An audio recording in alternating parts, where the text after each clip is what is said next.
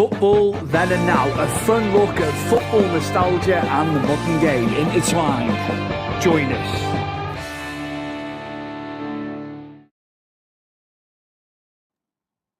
I'm Stuart Palmer, the host of Football Then and Now, and I've got a returning guest, an Aston Villa fan, Ant Williams, back on the show.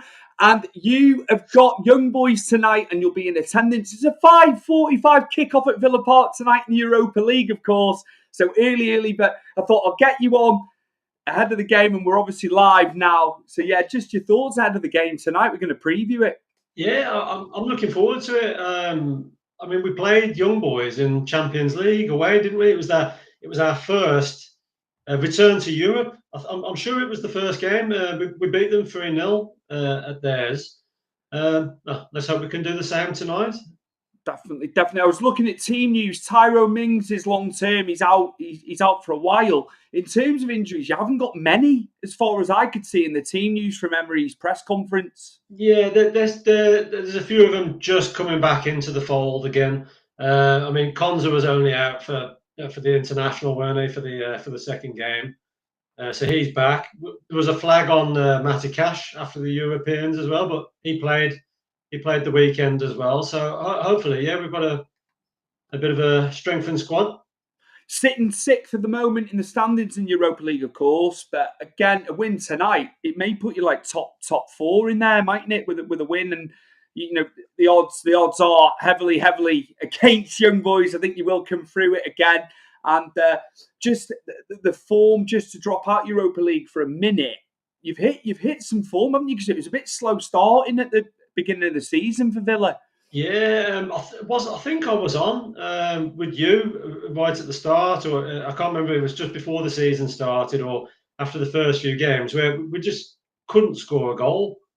I mean, it became a bit of a joke actually. I remember when they did score the first goal, the Villa fans were chanting, "We've scored a goal," and there was like some real excitement in the stadium. I can't remember if that was Harvey Elliott who might have got the first goal. It might have been the League Cup game. It's a bit hazy now. I know we went about 4 or 5 games without even getting a goal, let alone a win. Going into tonight as well, in terms of squad selection, starting 11 selection, he's going to have one eye on the Wolves game, the derby on Sunday, which is a 2:00 kickoff, of course. Me from the outside looking in, not being a Villa fan, I think there will be changes, won't there? I would imagine going into this one tonight, looking at trying to consolidate the league form as well and keeping you where you are. Yeah, the only problem is with that. Look what happened the last time we made a load of changes. Go ahead, Eagles. We should have beat them, no problem. And I think we must have made about 9 changes that game, and it did not work out for us at all. But since then, there's only been the loss. There's only been the loss to Liverpool. We've been winning all our games, so hopefully with the changes we can get the win tonight. I'd imagine Marlon will probably start up top tonight. He'll probably leave Watkins to come on about 60 minutes or something. Save Watkins for the Wolves game. Rodgers will always start. He's a 90-minute man, 2 games a week, no problem. I don't know if someone like McGinn might get benched. There's going to be an array of changes tonight. I can see half the squad being changed. Maatsen will probably get the start over Luca Dean. In goal, it's hard to say. I mean, Martinez has been playing the Europa games as well. I think it was only because they had a little bit of a knock during one of the Europa games, so that's why Bizzo started. Cash will probably end up starting because we haven't really got another right back. We've got Garcia, but he's on the injury list at the moment. Going back to the injuries, you're saying Garcia hasn't played for us so far this season. It's very, very. It was odd. It was odd as well with the transfer business. There was just a severe lack of it. Again, you had the squad. You had the squad anyway, don't you? A lot of those lads been there and know it, and sometimes. I just thought they might sign some more people, but again, it was very, very quiet in the window. But I think that early season start has kind of been in the rear view with what's been going on currently. Marlon against Leeds when he came on, again, they got the early goal leads, and then there was a chance from Brendan Aronson as well. And I think once you rode that, I think Villa played fantastically in that game. Yeah. Watkins has been getting a lot of negative press, what I've been reading, but I just think it'll come again with Watkins. It's in the brain there, it's in the memory bank, isn't it? You don't lose scoring goals for a long, long time. Do you think it's unjust, Watkins coming in for criticism? How do you feel about Watkins' performances? Well, I mean, he hasn't been able to put the goals away, but he's still working really hard for the team. It probably goes unnoticed sometimes.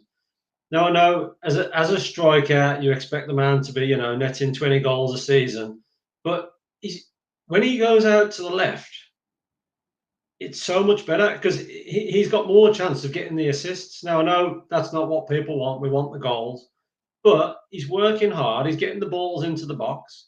It's just someone having to get on the end of them. Sometimes Rodgers drops in there, or when Marlon plays and Watkins plays, Marlon does tend to go down the central, and Watkins stays out on the left. And I think that works. I think Watkins out on the left is probably a better shout at the moment until he can find some form on the netting the goals. Definitely. I think to myself, come on, the amount of goals that lad's scored. Strikers have times in their careers where they don't score. I've seen it time and time again over the last, well over 30 years of watching football. Even the best of the best sometimes lose it a little bit. I find it unjust. It's not all your fan base. It's a portion of the fan base getting on his case a little bit. And I think he has been absolutely brilliant. What are your thoughts with Goose on since coming in as well, from what you've seen of him? How do you feel he's been getting on early on in the season, in this first third of the season? Yeah, I don't think. I think was it the first game. I don't think he was that impressive. I think that might have been the game he got taken off at half time. But he's the one who seems to, unfortunately, get chopped. If we're not playing very well in the first half, it's normally him who makes way in the second half for someone like Boindier or someone like that. But no, he's been good. I like him. He's fun to watch. He's quite pacey as well. So coming down the wing, he's just got to get some better balls into the box. I think sometimes it's just the final product doesn't seem to be there. But he works hard in the midfield. I think he does lose the ball a lot, but he also wins the ball a lot in that midfield. Definitely. I tell you what, mate. Before international break, turning over Bournemouth in the manner that you did it, Bournemouth were in some serious form. They were playing so well, and to smash them 4-0 like you did, what a result! What a result that was before the international break. I was disappointed not to have gone to that game. I was actually off work that weekend, and we decided not to go because we'd been to a couple over the. I think we'd been to the Europa game earlier that week. It's a lot, isn't it, with work and home life and everything. But because we went to see the Bournemouth game last season, and they gave us a right game. We were winning 1-0. Barkley had scored the goal, and then Barkley gave away a foul in like the 90th plus minute, which led to a set piece where they equalised. And I was like, I don't want to go and see Bournemouth. They might beat us. So when I was watching it at home, I was like, yeah, we should have gone to this game. It was a great game. Definitely great. Opposite Burn. Again, I say Bournemouth have been brilliant. They've been brilliant. Said about it time and time again since the season started. Backline decimated. And Areola is one of the best young managers in world football. It's only a matter of time before he goes to a bigger club. I can see it a mile off. Like Philip Glasner at Palace. He's happy at the moment, isn't he? But I know Philip Glasner is going to be touted. There's some serious contenders coming through, to go on and manage. Not to necessarily say bigger clubs. I've been knocking Bournemouth and Palace respectively, but I think they're the two that could end up moving eventually, not now this minute, but into the future. But again, not taking the gloss off you hammering them. That was the result of the weekend that weekend. No two ways about it. No two ways about it. I don't think anyone expected 4-0. Maybe expected the win, with our current form. But then you look at that, and then we go to Leeds and we only win 2-1. I mean, Ellen Road is not an easy place to go to, as you know. Other teams have struggled there this season, and I was happy with the win because I knew they would take it to us. But yeah, that Bournemouth game, brilliant, absolutely brilliant. I mean, look what's happened to Bournemouth now, though. I was surprised by the draw against West Ham. It Yeah, wasn't it 2-2? 2-2, yeah, yeah, wasn't it? yeah, yeah. Ended that way. Yeah, get Callum Wilson coming back to his former club, scoring. He's him fit. A great signing for West Ham. No two ways about it with him as well. But again, it was muted celebrations for Callum Wilson when he scored the brace on the weekend. Again, we've said it time and time again on this show when you've been on various times. It's the hardest league in the world, week to week. The teams, the depth of the league. There's been strange results one week. Teams are getting hammered. Then the following week they're winning. Form does go out the window at times, especially in the mid-table areas. The teams in and around there. Who surprised you so far domestically? I think I'd have to say Sunderland. I mean, they're in the top half of the table at the moment. And that result against Arsenal, oh my God. People say, oh, Arsenal will bottle it. They won't win the league. They always bottle it. They've been absolutely solid. I mean, in that game, they still, Gabriel wasn't that injured at that game, and for them to come back and draw is incredible. I think Sunderland are safe. Sunderland are safe. They're not going back down this season. Other teams need to be wary. And maybe Burnley. I think Leeds are probably the next best. Burnley's the one who needs to watch out, I think, the most. But I'm sure you'll get onto it in a bit as well. Someone else who's in a bit of trouble is Wolves, aren't they? Oh my days, are they again? Do you know what we can segue into that in a minute. A prediction, just going back to tonight's game at Villa Park. A prediction for your Villa against the Swiss young boys who've been mainstays in European competition for years.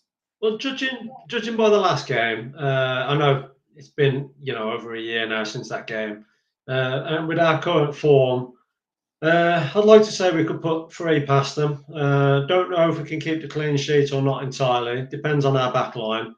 I'd go maybe 3-0, 3-1, something like that.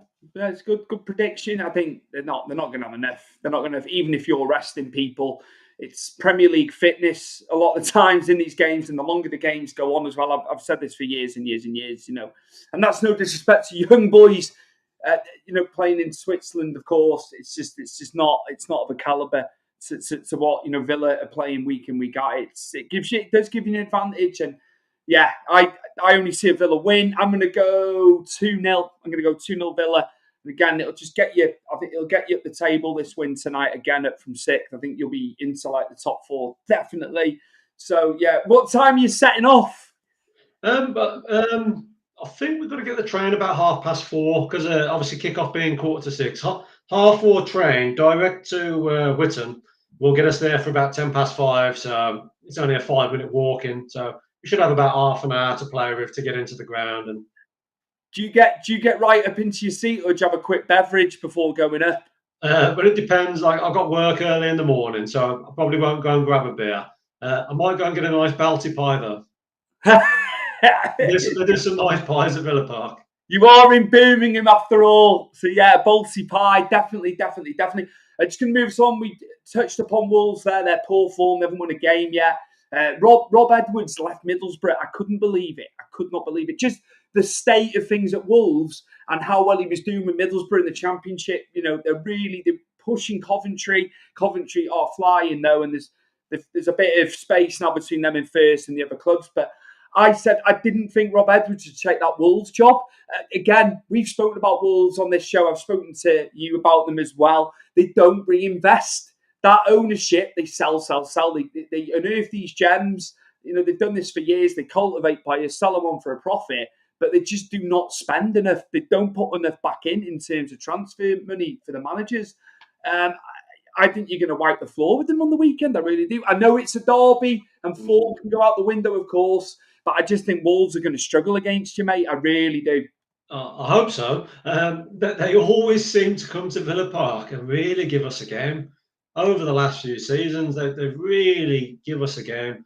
It must just be the atmosphere, with the away fans and that. But they have, like you say, they haven't got the players that they had when they came to us last season. And I mean, they haven't won a game. Was it 2 draws so far? They're sitting on 2 points, I think. That is bad. I mean, and Rob Edwards, he's going to be back down in the Championship, isn't he? I couldn't fathom it. I couldn't fathom it. Again, they're probably going to pay him more at Wolves. Then I'm looking at it. You could potentially be getting Middlesbrough automatically, if you finish in the top 2, of course, or it's a playoff berth, fourth, fifth, third, fourth, fifth, and sixth, of course.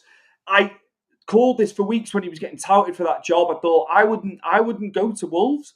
I know you're in the top league in European football, of course, but I think he was doing a good thing at Borough.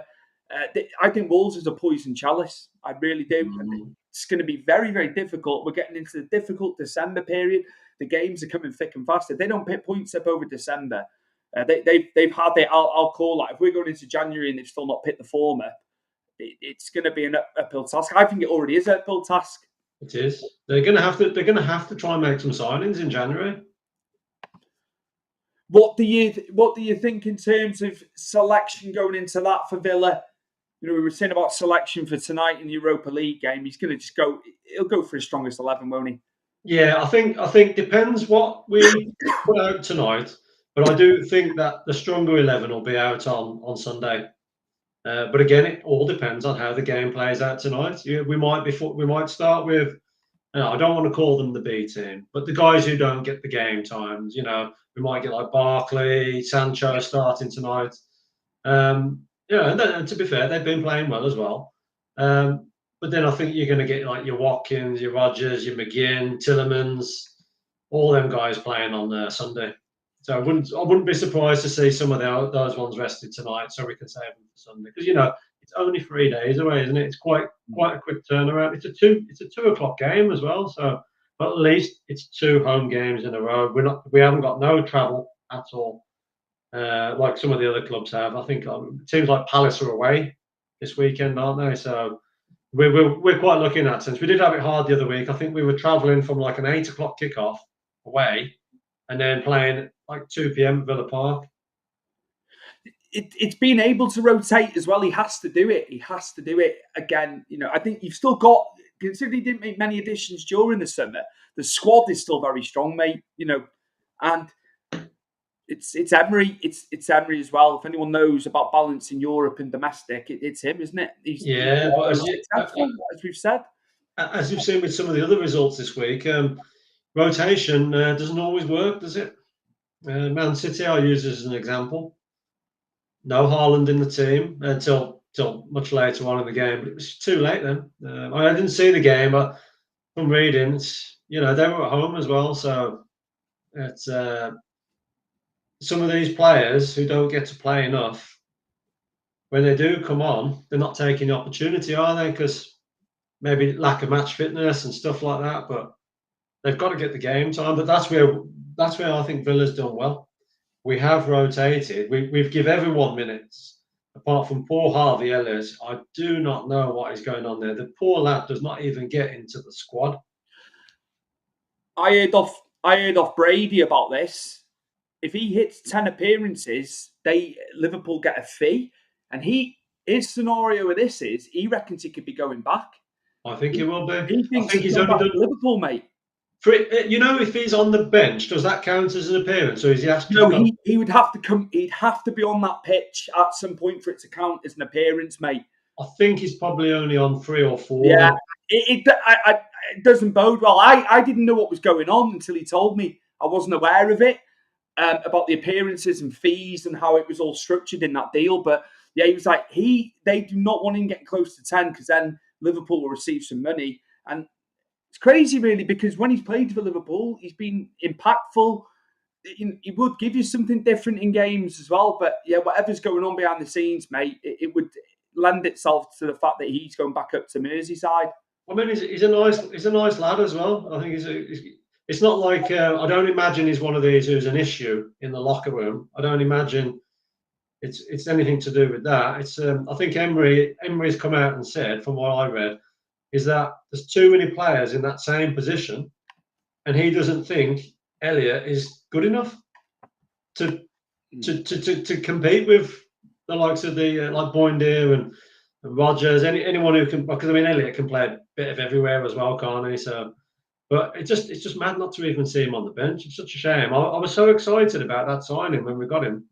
That was the one I was most excited about. You might remember when I was on the pod, we talked about the free signings, and I went, Elliot was the one I was most excited about. I even bought him in my fantasy football league. With good reason, and again, he had a great tournament in the summer for the under-21s for England. He was player of the tournament, mate. He was brilliant. He was, 3 lions on his shirt, and he was leading the way, mate. He had such a good tournament, and it's like, right, Villa are going to play him. Again, it rotated. I felt he'd be rotated in games, but he would play a lot of football for you. But yeah, something's not right there. And we're going to find out sooner rather than later what it is. Yeah, I mean, I didn't, again, with the rotation, I expected to maybe see him in all these Europa League games and the cup games. Obviously we're already out of the Carabao now, but the FA Cup's still to come, isn't it, soon? But yeah, like I did know about the number of appearances, and then we had to give them a fee. But at the moment, Liverpool probably can't wait to have him back. He might be able to go and change the. What are your thoughts on that? That is total capitulation. That now they have lost so many games. They're getting hammered at Anfield. No matter how bad it's been over the years of me watching football, nearly 40 years of watching football, Liverpool, even if they were down, they weren't contending, or they weren't in the top 4 at points, which is very rare that they weren't in there and contending. They were never getting spanked at Anfield. Anfield was always a fortress, regardless of what was going on, form and stuff like that. But now teams are going there. And I was listening to somebody the other day, they reckon it's a psychological thing. It's not those lads can't play. It's up there. They're defeated up there before they're going on the pitch. And that last night, it typified it. PSV looked dangerous every time they were going up, on the attack, mate. It looked like they were going to do damage every single time. And then, Arne Slot was the best thing since sliced bread, wasn't he? And with good reason. When the title came in, segued in after Klopp. And now it's like they want him out. They want him gone. And that's football. It's a fickle business, as you know. I mean, two things on that. First of all, do you think Slot's at risk at the moment? I still don't think he is. But again, if 3 or 4 goals are going in, who's to say about another 2 or 3 games and it's not picked up and he goes? But again, who would they go and get? Now, hindsight is a wonderful thing, but I'm wondering whether Xabi Alonso should have gone there when they had the chance to do it. And that's great looking at it like that now that they're in trouble. I just don't know who would come in.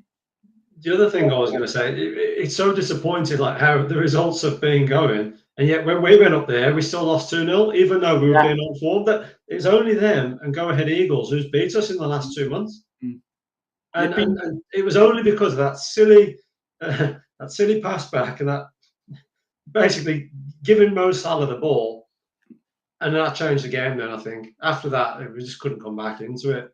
Where is he after games and stuff? You should be getting in front of the media. You're getting paid $500,000 a week.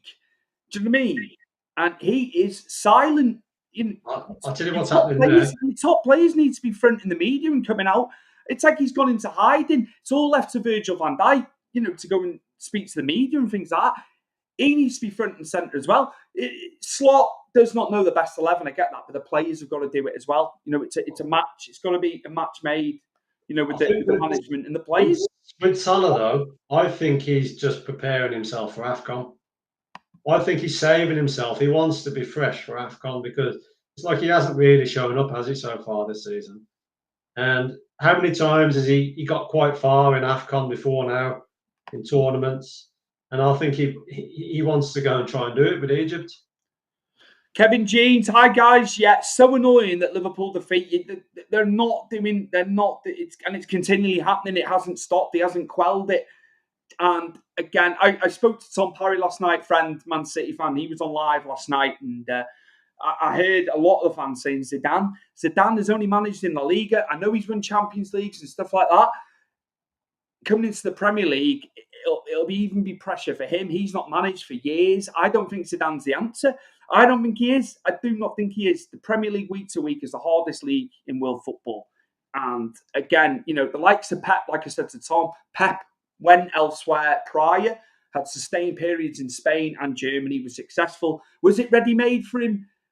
Yeah, the financials and stuff like that, but he's still got to implement it on the pitch. It's not just having the money, because Slot's had the money during the summer and it's not panned out. He doesn't know his best 11, and Slot doesn't know the best 11, but they've spent big money on Isak and Wirtz, and the confidence is in the bin, mate, with those players. I mean, Isak's been dealing with a few injuries again, hasn't he, at the moment? And I do think as well, I was talking to a few Liverpool fans, and they've kind of switched off a bit at the moment. They're not interested. They've really lost the taste for the game. And they do think that there is a little bit of even though I know we're talking a few months in now, the Jota effect. That's still going to be hanging heavy over the players' heads. He was a big part of that club, so we can't take that away from him. That is that was a major blow to the team, to the family. So I'd imagine that is still playing a factor as well. So tragic, mate. So tragic. Again, forget allegiances and who we support and stuff like that. That's where the football world unites. We have banter and stuff about things and situations, but yeah, horrific. But I don't know how Slot's going to get them out of it. I really don't at the moment. I just think there's just no confidence whatsoever. The confidence is gone. We've got another message here from Kevin Jeans on YouTube. If only that Rodgers shot went in. Strange old game, football. Yeah, well, it's happened a few times, isn't it? One goal can change a game. But for the other side, we could go back to like last season. I know we've talked about it before, like that Man United game, last game of the season. Rodgers' goal disallowed. All of a sudden, then we would have been 1-0 up. Probably would have got into Champions League. That's football, isn't it? One goal can change the game. It's a funny old game, as the age-old adage goes with football. But yeah, again, just crazy. Any games after Young Boys booked for you just before we close out? I actually got quite a few coming up now. That, as you know, it's the thick and heavy period, isn't it, for the football? Going to Wolves on Sunday. Got the Arsenal game next Saturday. And then, what's the one after that? The Man United game just before Christmas. And then the final home Europa League game is at the end of January. So, because we've got a 4-package deal on the Europa tickets, that's why we got going to all Brilliant. 4. Brilliant. They did us 20% off if you buy the 4. What did it cost you in total, if you don't mind me asking? I think they came to about £49 a ticket, those Europa games. So it's not bad. There's some decent teams in the Europa League, and it just means then if we can get through beyond the 4 games, qualifying the top 8, even if we're getting to the playoff part, it means we're more likely to get tickets to the future games, because that's where we came unstuck last season. We didn't go to enough Champions League games at the beginning. I so desperately tried to get the PSG game, and I couldn't get it. I couldn't buy a ticket for love or money, because I hadn't had enough stamps to get me the priority access. So now we've got the guaranteed 4 games. It just means if there is a 5th, which I'd like to think there will be, because we are tipped to be favourites in the league. I mean, I'd say if Spurs can do it last season, why can't we? No question, mate. No question. Again, that set you well last season, that run in the Champions League. I mean, and that's not me taking away anything from the teams in the Europa League. There's some big sides in there, but I think you can contend to win the Europa League just off the basis of last season in the Premier European competition, no doubt. And when the games at Villa Park, as we've said time and time again, and we've had Brady on, the Villa fan, it's when you've got the 12th man behind you at times, it's incredible what it can do. It is incredible, mate. It really is. It really is a good place to go and watch football. How many do you reckon will be there tonight? With it being earlier, will they still pack it out? I think it will be a little bit quieter. I mean, I did go to the Maccabi Tel Aviv game. Now, you've probably heard about that in the news and everything. No away fans were allowed, and there was, they were saying there was going to be protests, riots, everything going on. Now, when we got there, I saw one little protest. I mean, the police was out in force that day. There was the horses. I saw one little protest, nice peaceful protest. There was about 20 people waving a few flags and banners, and it was absolutely so quiet walking to the ground. It was the quietest I've seen it. Obviously, it did take away from the atmosphere in the ground a bit when you've got no away fans. There's no one to have a little argument with. It's great when you get the banter, isn't it? Coming Oh in. my days, is it? Yeah. Hey, the Villa fans years ago in Goodison, when I've gone and watched the Villa games, and they'd be saying, "Sit down, you burglars," to us lot. You know, the old thing about Liverpool and robberies and Yes, yeah. burglaries, which was over the top. But again, that's what used to come our way. But yeah, you need that banter at times. But there was good banter as well. You know, there was jokey stuff. But yeah, it comes away when there's no away fans in. I totally agree. But I'd imagine the away fans will be packed out tonight because they'll purposely travel over. I mean, some of them will live over here, obviously. They're currently second in Switzerland, 7 wins from 14. I was looking at their form going into it. So yeah, all the best tonight, Ant. I'm going to get you back on. It's going to be an episode that we're going to put out at a later date because you went to watch England during international break, didn't you? So you were down in Wembley, should I say, for the second game against Serbia, the home game. So yeah, we'll get you back on, mate. And as I say, all the best for tonight to the Villains. Have a great time. I hope it's not too cold for you there tonight, mate. Thank you. Cheers, mate. And we'll be back very, very soon for another episode of Football and Now, a nostalgic look at football. And we also cover current goings on as we have today. Take care, everybody. See you very, very soon. See you soon.